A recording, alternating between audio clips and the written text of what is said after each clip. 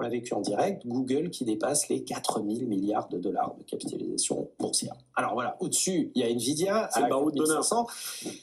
Ouais, vous êtes en train de nous dire que c'est peut-être alors peut-être pas le chant du cygne, mais qu'on a Google qui est en train de prendre un risque délirant au sein de cet écosystème de l'IA et qu'il pourrait y avoir des conséquences. En fait, pour la première fois depuis 25 à 30 ans, Google est pris dans un piège technologique. Et ils n'y peuvent pas grand-chose. Et je vais essayer de le démontrer simplement. Je commence par un chiffre, puisqu'on est dans des chiffrages. Nvidia revendique fin 2020... OpenAI, ChatGPT, donc, revendique 800 millions d'utilisateurs hebdomadaires fin 2025. Ce chiffre, si on ne le compare pas, ne donne rien. Donc, je le compare au même chiffre un an avant. C'était 300 millions. Donc, vous avez plus que doublé. Vous avez gagné 500 millions d'utilisateurs en un an. Et ça, c'est lié à la technologie. La technologie de ChatGPT, en gros, donc, les IA conversationnelles ou les chatbots AI, elle repose en fait sur qui va avoir la meilleure puce IA, qui va avoir soit le meilleur GPU, donc Graphic Processing Unit, ou TPU, Tensor Processing Unit, pour avoir la meilleure performance.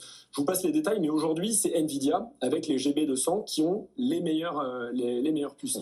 Si vous choisissez de passer avec Google, vous avez des TPU qui sont extrêmement performants, mais le problème, c'est que personne ne veut acheter les TPU de Google, parce que si vous achetez à Google, vous faites monter l'activité cloud d'un de vos concurrents. Amazon, Oracle, Microsoft, ils veulent pas acheter chez Google.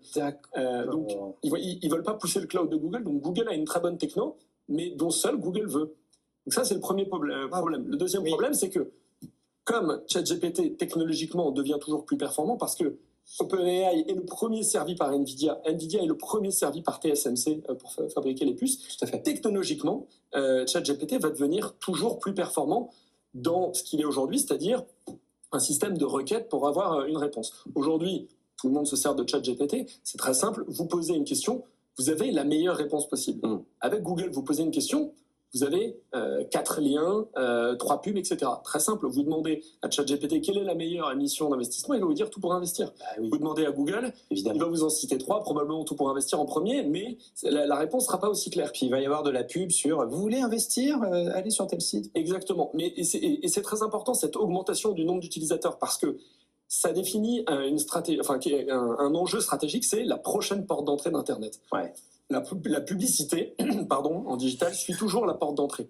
Elle est passée évidemment, Yahoo à Google, elle est passée des pages Internet au fil d'actualité Facebook, elle est passée du micro-ordinateur avec la tour qu'on avait tout chez soi au mobile. Donc, aujourd'hui, la page d'entrée, la porte d'entrée la plus importante d'Internet, c'est ChatGPT en volume. C'est pas la plus importante, mais la plus performante, celle qui a les meilleures dynamiques. Et on voit la croissance du nombre d'utilisateurs. 300 millions il y a un an, 800 millions il y a un mois. Donc on verra ce que ça donne fin 2026.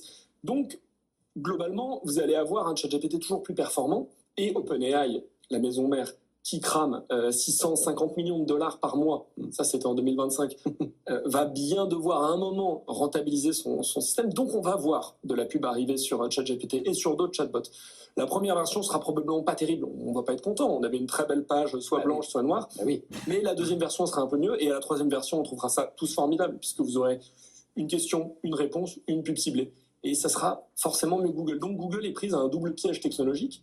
Le premier, c'est que personne ne veut de ces TPU, qui sont pourtant très performants. Et le deuxième, c'est que, comme on est habitué maintenant à ce que les chatbots donnent la meilleure réponse, évidemment, les 95% de monopole sur les recherches vont avoir une lente érosion, mais il est très probable que dans 5 ou 10 ans, Google soit dans un oligopole sur ce marché de la rente publicitaire, parce que la rente publicitaire, les 60% du marché publicitaire digital, donc trusté par Google et Meta, c'est environ 400 milliards de dollars. Ça sera environ 600 milliards de dollars en 2030.